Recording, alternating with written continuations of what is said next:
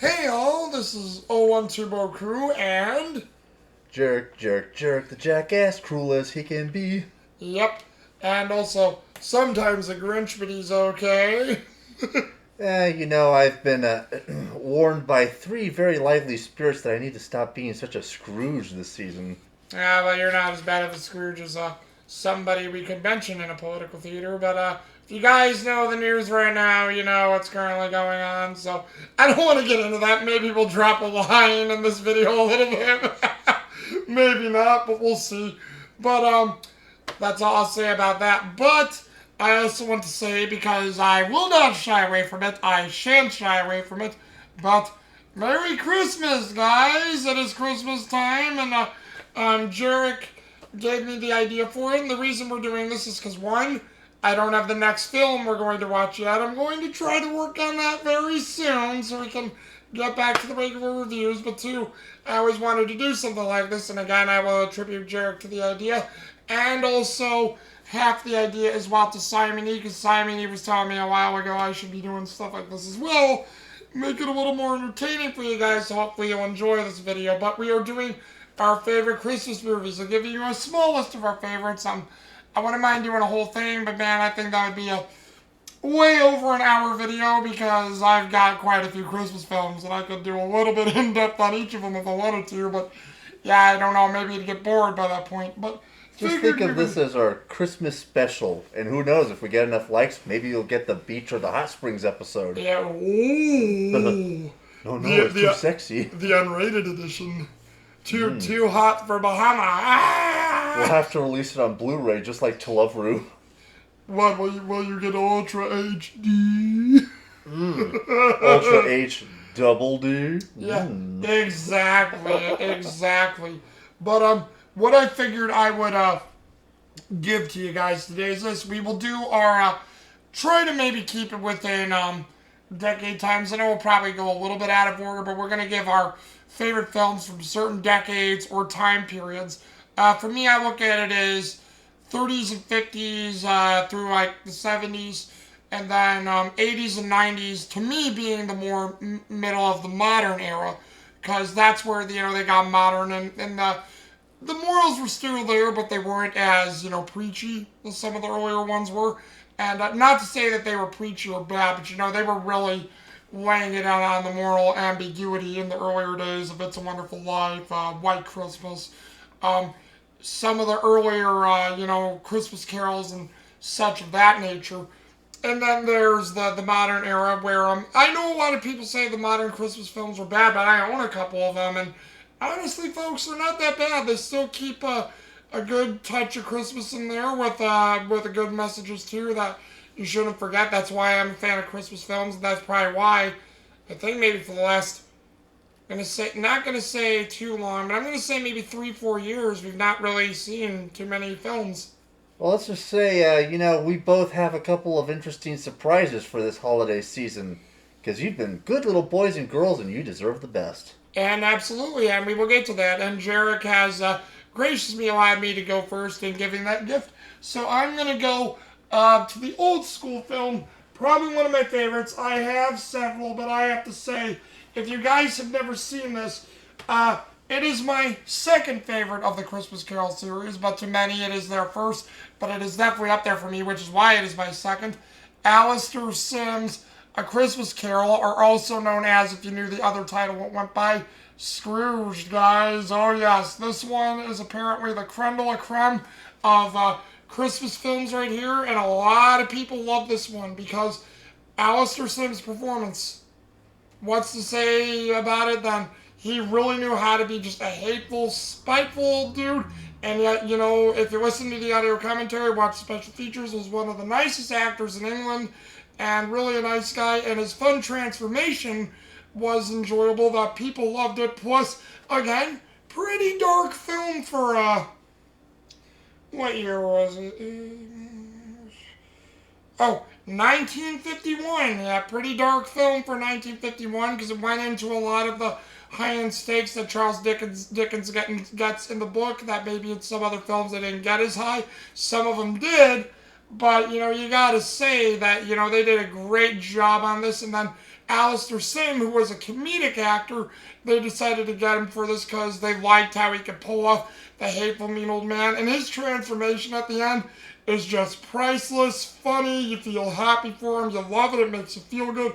Everything that you want. Because let's face it, guys, no matter what you think of A Christmas Carol here, these movies, no matter what the version, at least some of them, I have to say the 30s version was pretty bad, but this one, the Christmas Carol holds up even till today. This might be one of the darkest movies where our little protagonist gets the Dickens in this Dickens story, because woo-wee, this shit was dark, son. Yeah, absolutely, and I thank you for that, Jared. Because you know this one, right? You've seen this one, right? Oh yeah, you showed me it. Remember? It was last year.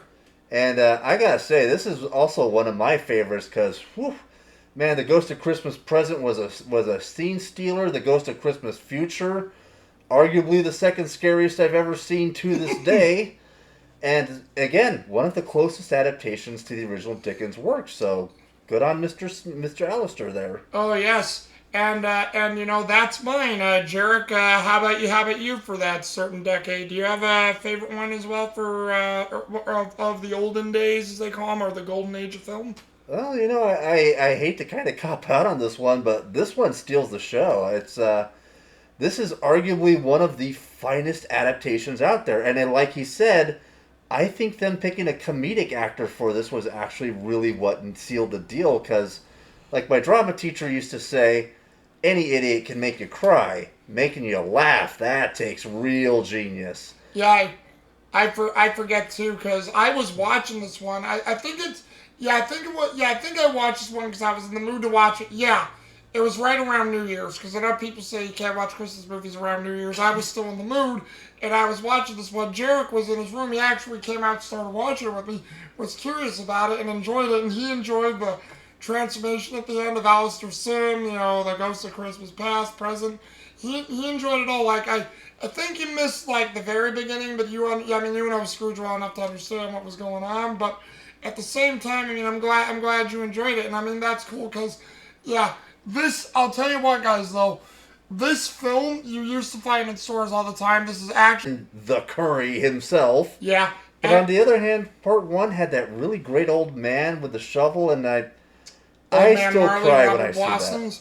Rest in peace, Robert Blossom. Well, both of them were very touching films, but Old Man Marley took the cake, because the Pigeon Lady was great too. That was a nice, touching one as well. But Old Man Marley is the best out of the first two movies, because there was something touching about that old man, and when he's meeting his granddaughter, reuniting with the family, it does bring a tear to your eye every time, because it's such a sad moment. But I have to say, in the second one, Catherine O'Hara's Kevin was a lot better, because the first one it's just like Kevin, but in the second one, Kevin's not here. Kevin's not here.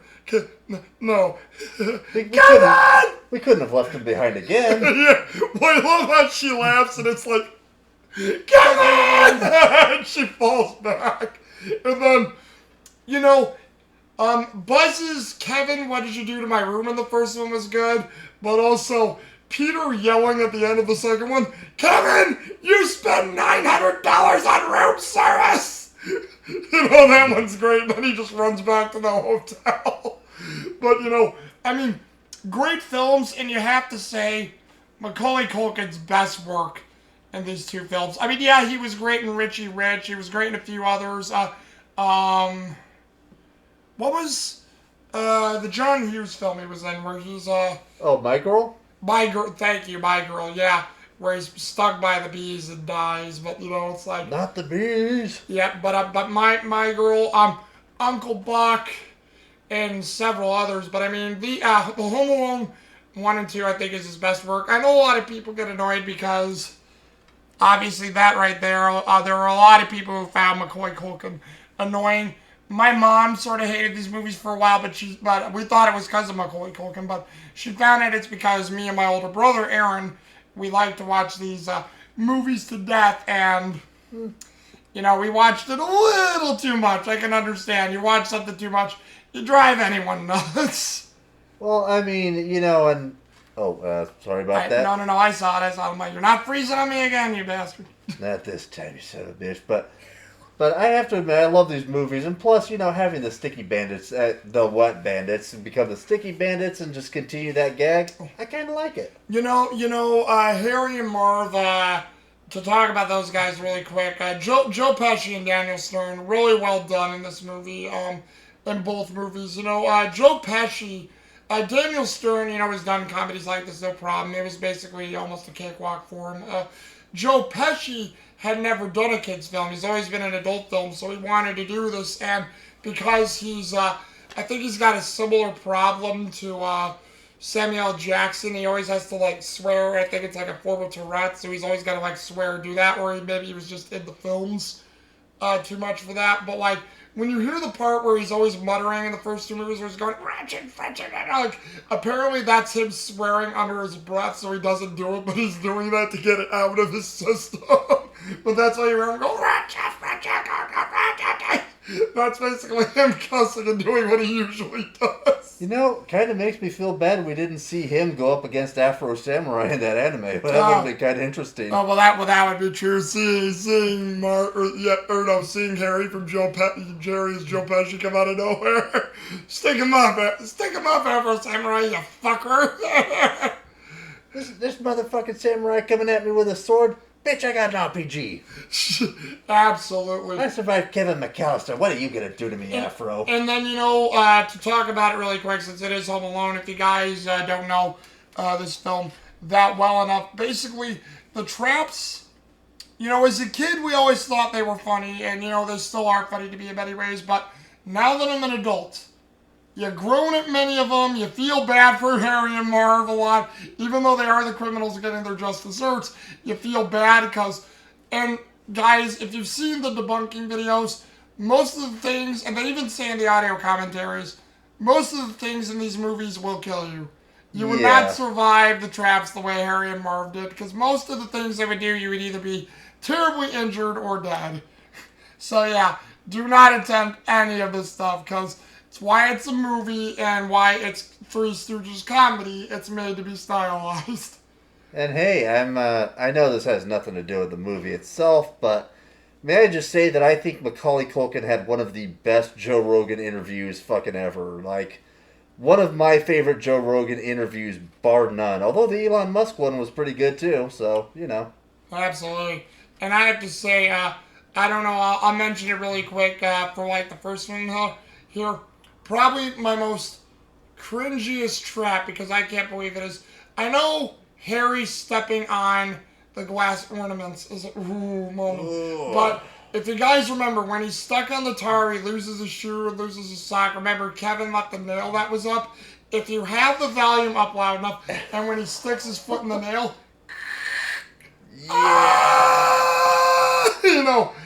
that is oh my god. Yikes. So, how about you, Jarek? Did you have a trap that made you cringe in this first movie here? Any of them make you go, whoa? The one where he bops him in the head in the stairs with those cement-filled paint cans and they fall down. Oh, yeah. Oh. Yeah, I'm not going to lie. That's a real Batman moment right there. It's yeah, you didn't kill him. You just gave him permanent brain trauma and a permanent back injury. Well, nothing wrong. Well, and then we had the funny moment afterwards. It's alright, Harry. He's a kid. We can take it off you. Ooh, what is it? You're missing some teeth. My gold tooth. My gold tooth. They knocked out my gold tooth. Alright, kid. You bought me with one more can. I'll step up your cojones and boil them in motor oil. Oh, God. Boil them in motor oil, because I was laughing because I love that line. Step up your cojones and boil them in motor oil.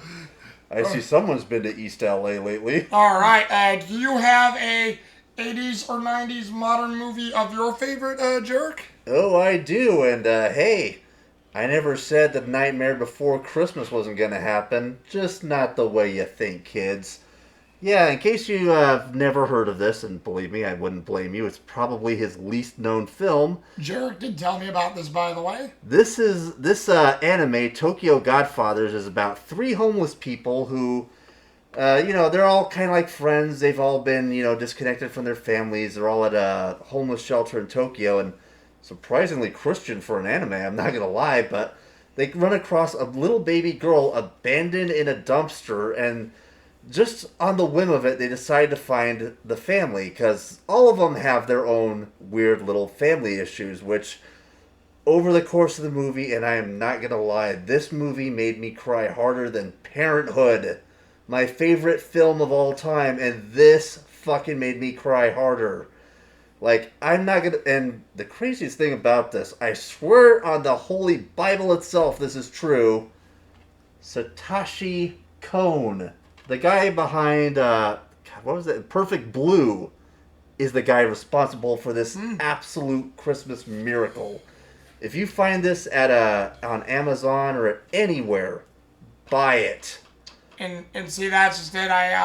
I know there's anime episodes based on Christmas, but yeah, I never knew there were too many movies based on it. And you showing me that Well, that's the was crazy really good. thing, because I mean, like, to the best of my memory, weeb as I am, there are maybe only 2 or 3 full-on Christmas specific anime movies ever, and one of them was by the same guy who did Maho Negima Sensei, so try not to think too hard about that. We all know what that man's thing is. You don't have to think too hard, you know? Well, This is done by a guy who's made his bank off of creeping people out with the craziest psychological suspense anime can provide, and he turned out one of the most touching films I have ever seen, based on a holiday from a religion that is, well, damn near taboo in Japan. I have to hand you credit, Mr. Cone.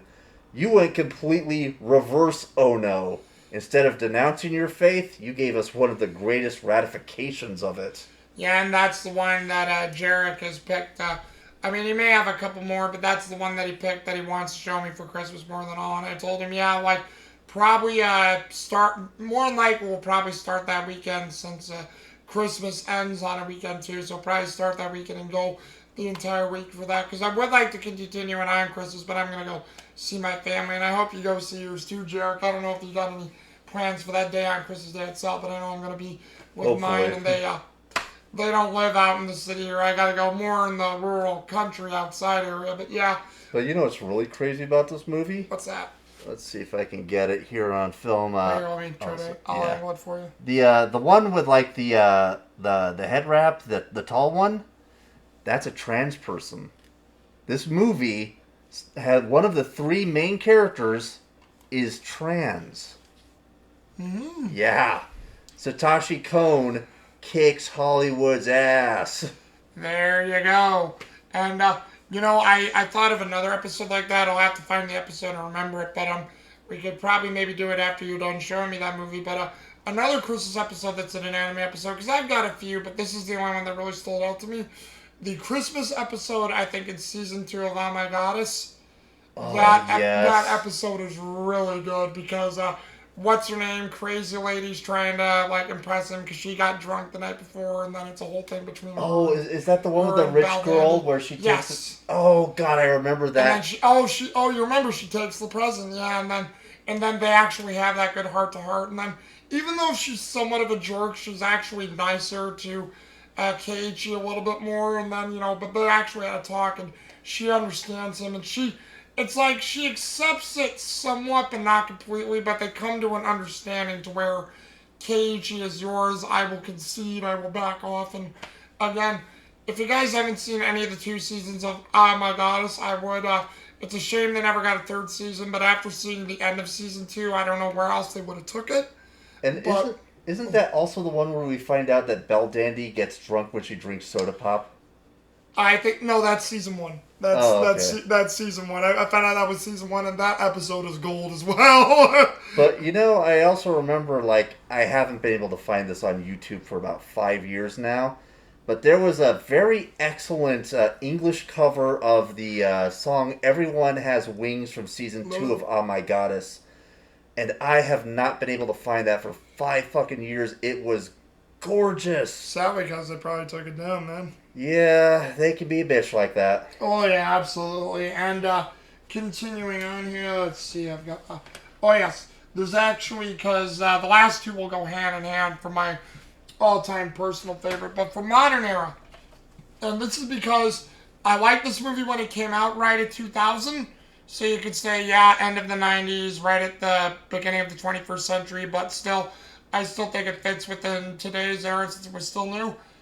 Ron Howard's The Grinch Who Stole Christmas. Now, I know a lot of people hate this movie.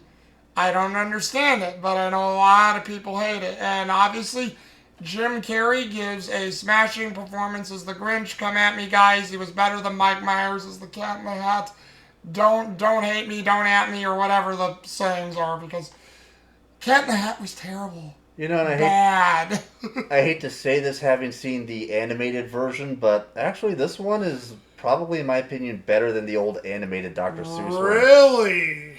The animation was a little questionable in certain areas and kind of creeped me out for a very long time. Yeah, So. I can understand. I think that was sort of the point what they were going for with that animation. But you know, I personally like the animated one a little bit more than this one. But I tell people this was a good modern telling of basically basing it off of current time. How everybody's obsessed with the shopping. You know, it's not really about the holiday. It's not about what it means. It's about, you know, the glitz and the glamour, the stuff like Ron Howard really captured what Christmas has become for a lot of people. And I loved it. And I actually loved how it gave a basis for the Grinch's hate of the holiday. That's why, you know, Jim Carrey's line of, that's what it's about. That's what it's always been about. And you know, Gifts. and I hate to say this, but out of all the live action Dr. Seuss, or even some of the animated ones that have been done recently, this is actually my favorite. Oh, mine too. Well, Ron Howard got it right. The makeup, the story, the effects. The readaptation into a far better story for modern times. Absolutely. And, you know, narrated by Anthony Hopkins, you know, Jim Carrey, Jeffrey Tambor, Christine Baranski. I mean, it was also a great flipping cast. And, you know, I mean, they captured really what the book and the story and everything encapsulated. And even though they put it based on a modern time thing, it worked to me. And, you know, I loved how everything, you know, came together. And, you know, so what if the Grinch had a love interest with the mayor? So what if, you know, Christine Baranski was a sex symbol? I grew up with the original story. I think, you know, yeah, I was about, let's see, I was 12 and then 13, 14. Yeah, I was 15 years old, so I didn't mind it at all. Not one bit. And, you know, I mean, and plus, the score was done by James Horner. Great movie score for a Christmas movie from this guy. And, you know, rest in peace, James Horner. I miss you. You were another purveyor of great movie scores. But it's like, again, I really think this movie gets way too much flack. You know, Jim Carrey does have a tendency to go over the top, but I think it works in this movie. And plus, he has the greatest fourth wall break line in this movie when he's trying to scare Cindy Lou, and she's like, "Maybe you need a timeout." Looks back at the camera. Kids today, so desensitized by movies and television. What do you want? And you know, how well that line holds up today. Jeez Louise. You know, I almost have to imagine that reaction was real because he probably got told that a lot as a kid. Yeah, well, I think Ron Howard said that he did not plan that line. Jim Carrey added that in. So that was that Jim Carrey ad lib for sure. Again, Jim Carrey, you're an awesome actor. I mean, I don't know, you're probably not going to see this, but I just wish you were a better person, man. You sort of gone off the deep end. Yeah, you kind of need a bit of a timeout. All right, how about you, Jarek? You got any other of today, of, you know, sort of sooner or now? Oh, it's an easy, Christmas obvious films? pick, I'm sure, but, hey, now more than ever, it's important to remember the true meaning of Christmas. Sir, we're getting complaints about this movie. People are dying of heart attacks. I love this. Put this on every newspaper in the city. I want to see this on every front page tomorrow morning. You knew it had to be Scrooged. Ah, yeah, Scrooge, yeah. Yeah, I should have figured you would have picked that one. And I mean, that makes sense. And, you know, that one can work too, because Scrooge was in between the 90s and 80s. But, I mean, I'll accept that one. And, you know, that one is a great modern, up-to-date telling almost stuff. I mean, I'm surprised we've not gotten a remake of Scrooge, but I'm glad we haven't, because I don't think they'll be able to top the Bill Murray movie. But Well, I that, mean, that was that was a great modern retelling. And what were we saying last year? That was just Bill Murray being Bill Murray, which well, what yeah. makes it great. I mean, how are you going to top the ultimate Scrooge playing the ultimate Scrooge? I mean, it's Bill fucking Murray. He was born for this role, you know? Yeah, well, absolutely, and great score by Danny Elfman as well. The effects were done pretty dang well. Great cast, very great cast. Bill Murray, Carol Kane, Bobcat Goldthwait. Oh yeah, Alfred Woodard, John Glover. Oh yeah, Robert Mitchum. Many great cameos in that movie. The New York City Rockettes. Yeah, New York City Rockettes. What's her name? Mary Lou Retton, Robert Goulet, Lee Majors. God, man. They had a lot of great his brother Brian Doyle Murray. They had a lot of great cameos in that movie, so that was a good picture. It was the Smash Bros of holiday movies. Everyone's here. And you know what? It is still a good one today. And it's like all that great stuff. And I mean, the "Put a Little Love in Your Heart" song actually works for the end of that movie, but it's so funny when you're only in the room with a few people and they do the theater thing. Like, what's your opening in the theater? It's like there's only a few of us. It's not gonna work. And I gotta say, like, of all the little tiny Tims to ever give that line, that kid fucking nailed it, son. Alfred Woodard's son. Yeah, in that movie. Yeah, I wish I could remember his name because I don't think it was Tim. It was somebody else, but. Yeah, he really gave it good, but he was the Tiny Tim caricature for sure. And I mean, that was a Richard Donner movie, believe it or not. Hey man, Superman delivers again. Yep. Well, and again, so this is, Richard Donner, not trying to knock you, but man, if you could have only seen what was going to happen in the South Africa stuff going forward, maybe it'd change your tune a little bit, man. Yeah, just a smidge, but hey, you gave us Superman's 1, 2, and 3, and I fucking love you for Not it. only that, the Lethal Weapon movies. And basically, now for my all-time favorite guys, I'm pretty sure maybe I have one too, Jarek, but I'm going to go with both of these because I love both of these equally. The 1984 version of Christmas Carol with George C. Scott, my absolute favorite right here. And Nativity Story, because you don't get many movies based on God for Christmas. And I think that's a shame. If you guys are bothered by this one, I apologize. Good film. But I'll start with this one. George C. Scott's performance, like Alistair Sim, great. I love it. One of the best ones as well. Number one or number two, however you want to look at it. Great performance. All the other actors in this movie were good. This movie is also very dark, which is what I love.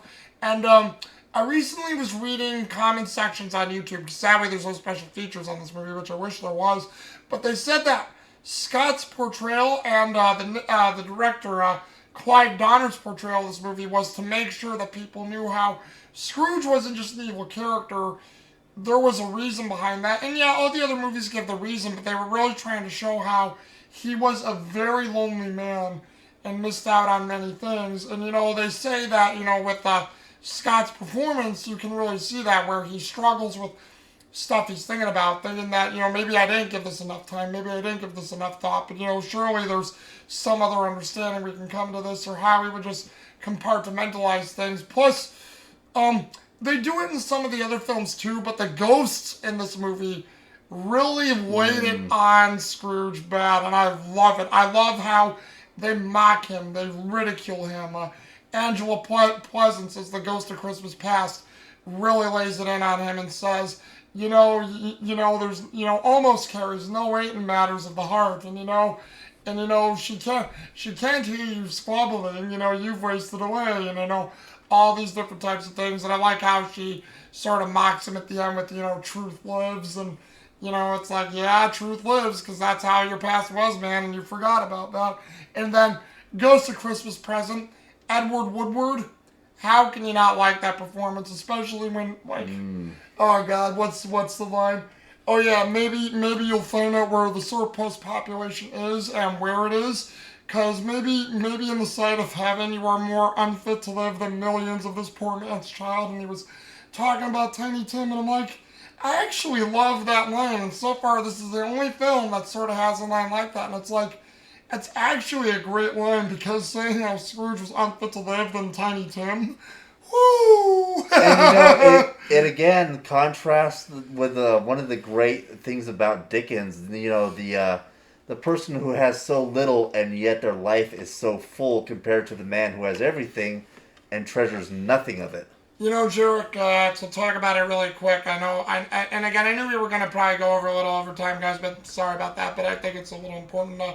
Was telling my mom about that recently, how no matter, again, the version of Scrooge you watch, it really holds up because a guy who has everything and measures anything with greed or his own self-want is a very lonely person, and we see that a lot today. And I'm not trying to preach that, guys, but we do see that a lot today, and they really are sad and lonely people. And also, after we've seen the Jim Carrey one, because I recently just finished that one for Christmas, the Robert Zemeckis one, which I can tell you, if we get into the other Christmas Carol movies or which ones are our favorite, I will tell you that one is good right now because it was the best visual style, and it really is. It really showed the visual nature of Dickens's book, and it was phenomenal in that sense.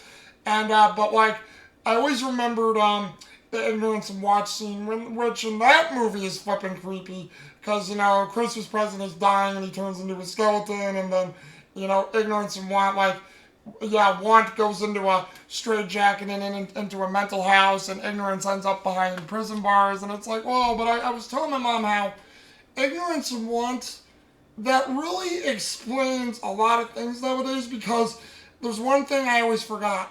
Christmas present, if he mentions those in any film that they do, that seems a lot today because we are a whole nation right now, in my opinion, of want and ignorance. And he doesn't say they're Scrooges, but they are man. And oh, they're mans. And oh, they live. They live. And I'm like, that makes a lot of sense right now to me. Well, you know, and it really goes back to like that one scene where Bob Marley comes in and he shows him all the other ghosts, and he's like, Jacob Marley, sorry. Oh, sorry, I had him confused. Jarman Scrooge. I had him confused with another smoky spirit, but anyways, I love how he's like, these are the chains I forged in life. You know, all the things I could have done, all the people I could have helped. How long are your chains? And then he drags them out, and you see all the other spirits wailing and moaning in agony and misery. And I'm like, you know, I had a dream about hell that reminds me of that shit. And it's like, that's a little on the nose there, Dickens. Which to go back to it really quick, the two films to show that scene are the Jim Carrey version and this one. The only two. The only one that also gets is close to it as well, I think, is this one as well. You don't see it, but when Jacob Marley says, look upon me to, you know what, this passed between us, when he goes out the window, it's like the wind sounds like the shriek of the dead or the damned just taking him in because, you know, Jacob Marley's a part of purgatory. He's doomed to walk that for the rest of his life. And like he said, that's why I'm here, to make sure you don't end up like me. Because that's just it. If he did, that's why he says the line, you know, your chain was as long and as heavy as this was 7 Christmases ago, and you've labored on it since. It is a ponderous chain. Well, I love how they even kind of bring it up in the Scrooge movie. It's like, oh, come on, don't say that. You're a legend. You created the miniseries. Yes, and help and charity should have been what I was after. Look at me. All this fine liquor, and I can't even enjoy a drop of it. Yep. Fucking curse. But you... there's still time. Well, you know what I love after he said that? I had everything. I had power, women. Lou, let's be honest. You paid for the women. You will have a chance. Well, I mean, hey, you paid for the women. I love how that's where he drags him out the window. Let's be honest. I'm sure Bill Murray knows what that feels like. You know what I'm saying? Yeah. Oh, and I forgot that was the guy who played Lou, his old boss who was dead. Robert Forsythe, not his son William Forsythe, but Robert Forsythe, which was a great choice to play Lou. And we'll get to this one. Now, this one, because it shows the nativity story, I think it's a pretty good telling. You know, obviously it's a biblical story, they have to drag it out, but the stuff that they drug out and added to it, very good. Very great stuff. Jarek watched this one with me too, so he can, Yes. suggest that this was a great film. And I mean, it's not done in any language; it is done in English, but they do speak quite a bit of Aramaic and Hebrew in it, which I absolutely love too, hearing in the background.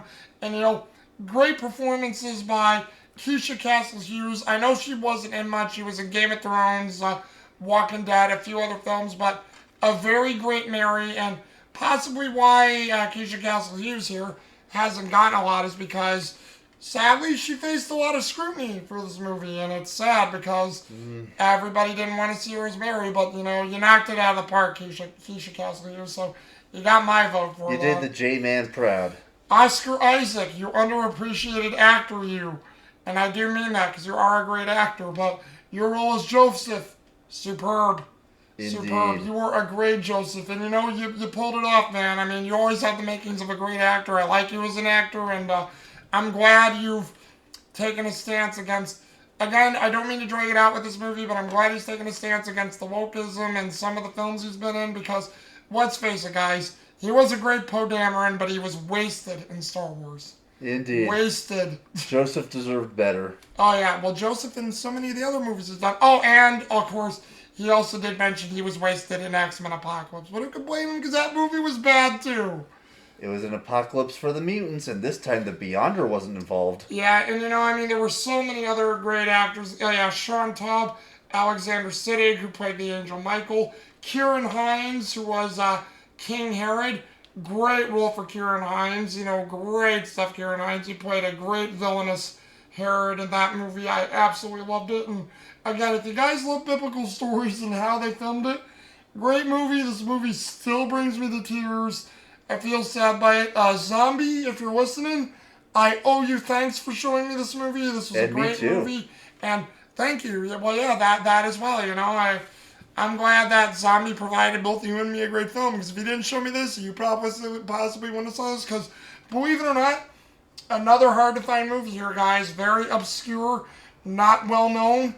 It has been lost in the shuffle, but if you can find it, I would get it along with, I think I've done a review on it, but I wouldn't mind revisiting it again if we do, Jericho. But Passion of the Christ, if we want to do another review on that for Easter. Because this movie and Passion of the Christ, two of the best biblical movies out there, because they were done. And also, don't know if you guys knew this, directed by Catherine Hardwicke, the first director of Twilight.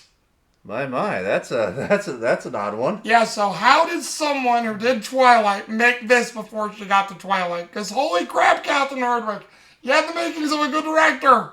What happened to you? Show us on the doll where Stephanie Meyer touched you. Oh, but those are mine. Jarek, do you have a personal favorite of yours, or is that Tokyo Godfathers there? Oh, it's got to be Tokyo Godfathers. It was the only movie that did the impossible. It took my place as my favorite movie over Parenthood. Yeah, there you go, and that's basically it, guys. I mean, those were all the favorite Christmas movies and some of my top faves.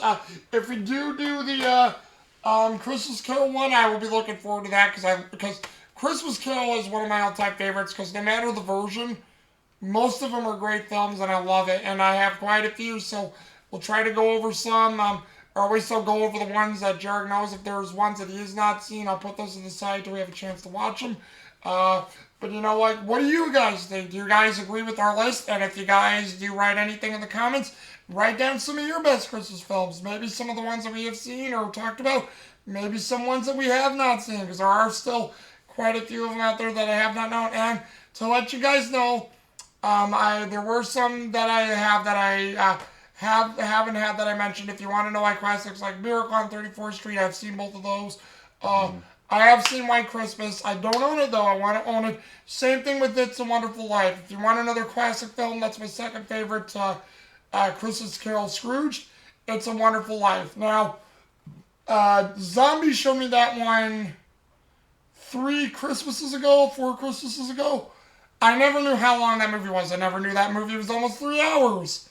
Great movie, but damn, is it long. And unfortunately, I wasn't able to get Amazon to deliver it in time, but I am tracking down a copy of The Hogfather by Terry Pratchett, Yeah, yeah. which You told is, me about that one. if you know who Terry Pratchett is, you already know this is going to be good. So once I get that done, who knows? Maybe you'll hear about the greatness of The Hogfather. Absolutely, and but yeah, I mean, just let us guys know what Christmas movies were your favorite, and tell us maybe. I don't mind hearing it. Do you even like Christmas movies? I know there's a lot of people who can't even stand them now, which is sad because they really make me feel good around the holidays. Make me feel that the joy, the passion, the religious significances. Because even in films like Home Alone, there's quite a bit of religious stuff that can creep up on you in there.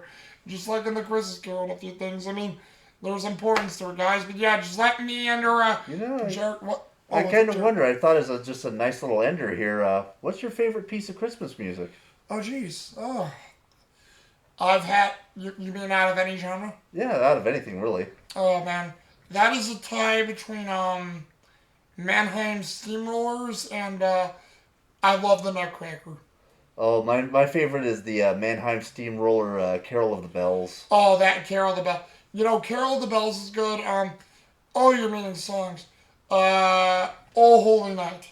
Oh, that's a good one too. And I bet, well, you probably heard it. I've been listening to the one on that John Williams has on Home Alone because a lot of people say that's a lot of the favorite version. It's mine too because something great not only in the movie about Kevin walking up to the church while the choir sings that song and he sees Old Man Marley, but just hearing that song, it's such a great song. I've always loved it as a kid. And I mean, hey, you really can't go wrong with Christmas music. But yeah, I love Carol. To a stupid villain like that. Nashton, you did everything wrong. A lot of people are now calling the Riddler Edward Nashton. I'm like, Nigma. Nigma. Yep. Alright, but hey guys, not to get into that can of worms. I'm pretty sure me and Jericho will open that at some time in the future. But this is 012 Boku and... Your Christmas jackass.